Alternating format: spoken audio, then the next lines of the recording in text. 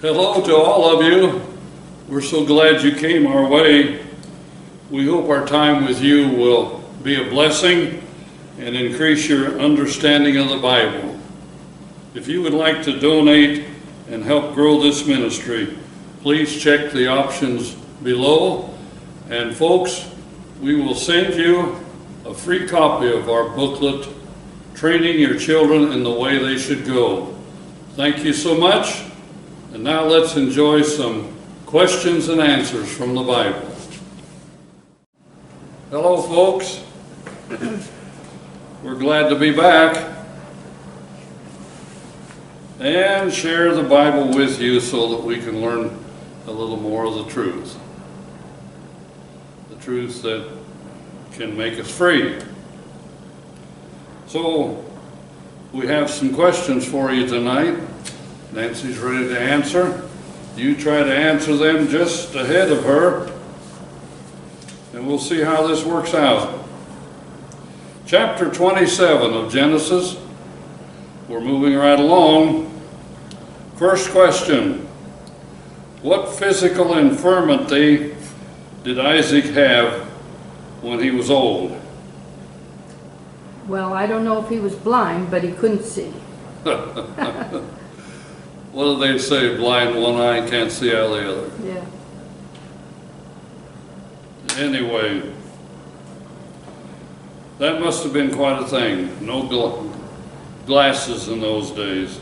Number 2, who did he call into his presence? His first son, Esau. Esau. And that's a significant thought to his first son, Esau, as we move along. Next, what did Isaac figure was at hand? Well, no doubt he thought he was dying. Death was close. Yeah. And I suppose that's something that can be felt. Anyway, next question. What was Isaac's request of Esau? Well, it was sort of like, I'd like one last meal.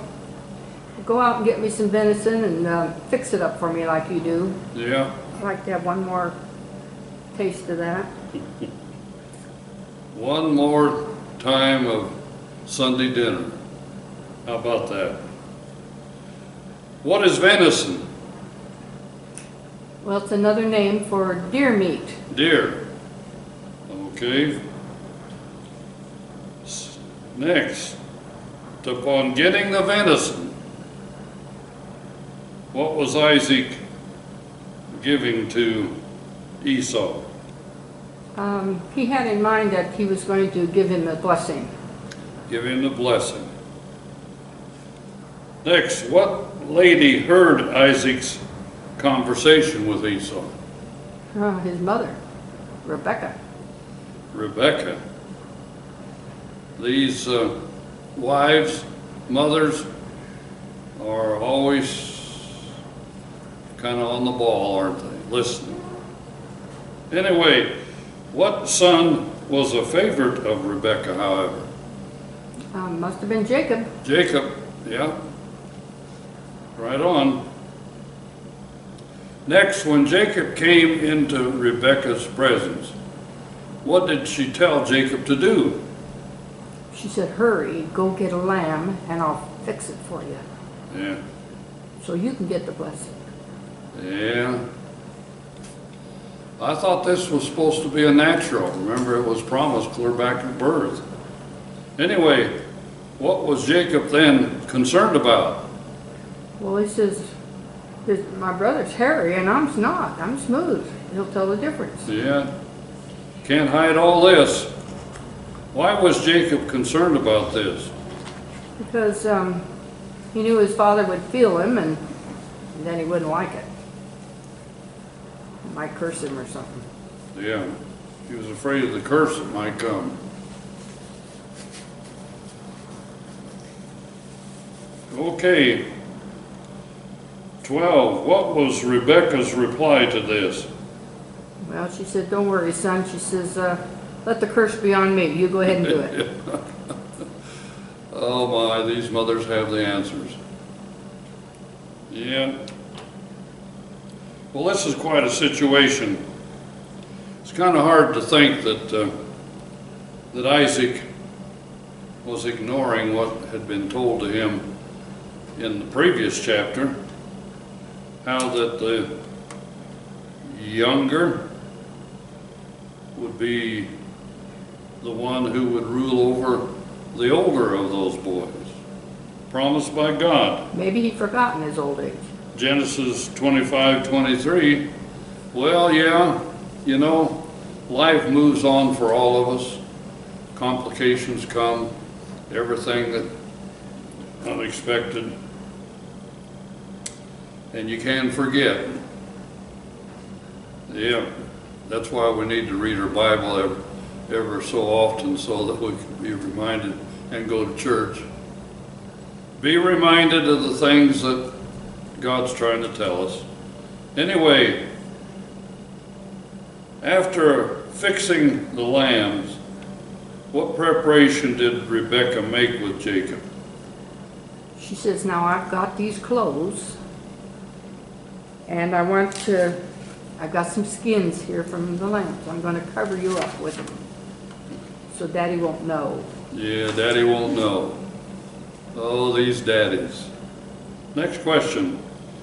What was Jacob's answer when Isaac asked how he was able to get the deer so quickly?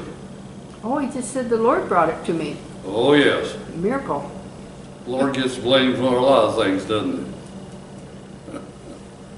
Oh, my. Next, was Isaac sure that this was his right son?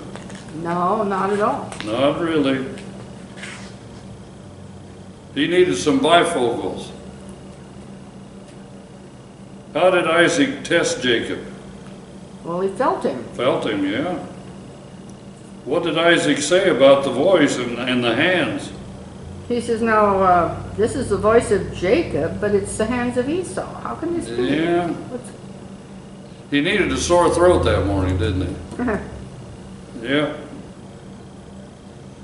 Did Isaac bless Jacob? Yeah, he went ahead and did it. Yes, he did. When Isaac requested Jacob to come near him, what did he have Jacob do? Kiss him on his cheek. Kiss him on his cheek. Okay, next question. When Jacob came near, what was there that met Isaac's approval about Jacob? Well, he smelled like him. Smelled like him. Yeah, he had the right cologne on this time. Oh well. Next, what blessings did Isaac give Jacob? There were quite a few of them. They're numbered like the dew of heaven and fatness of the earth and plenty of corn and wine. The people would serve him and the brethren would serve him. So there was quite a lineup of thoughts here of how he would be blessed.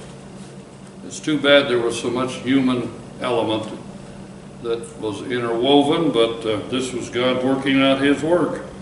After Jacob had scarcely left, who came into the presence of here? Well, Esau showed up. Yeah. Oh, Esau. Next, had Esau been successful in his hunt? Yes. Yeah. I suppose that's a natural. What did Esau tell his father to do? Well, he was so excited. He says, Dad, he says, rise, eat, and bless me. Yeah. Here's your Big Mac. He didn't know what had gone on.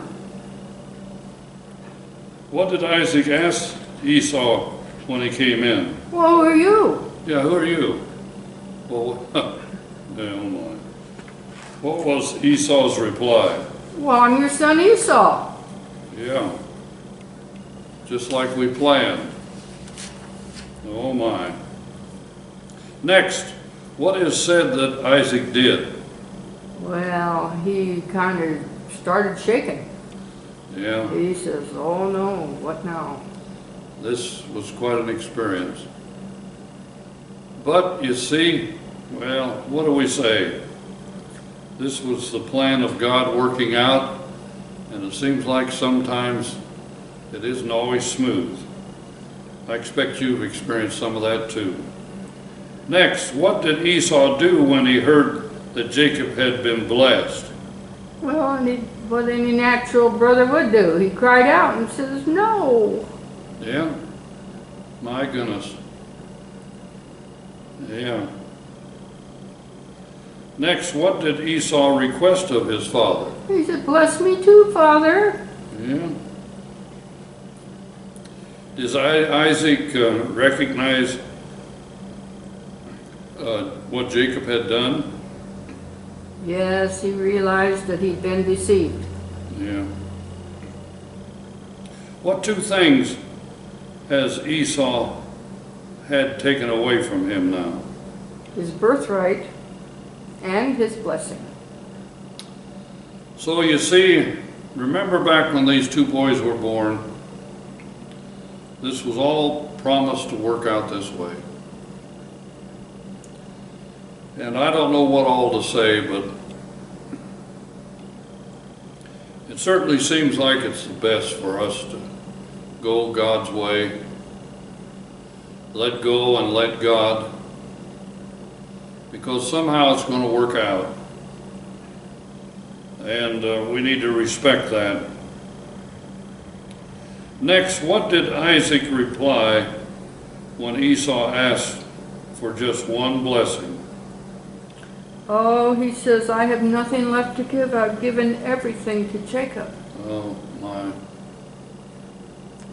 Yeah. What did Esau do this time when he heard these words? Well, he cried pretty loud. Yeah, he'd lost everything. But he was part of the reason. Remember back when he gave up his birthright. Next, what little did Isaac promise Esau? Well, he said, your dwelling shall be the fatness of the earth and the dew of heaven. So he would prosper, get along, do well. What was Esau's attitude toward Jacob at this? Oh boy, now it doesn't sound very good. He wanted to kill him. Yeah, hated him.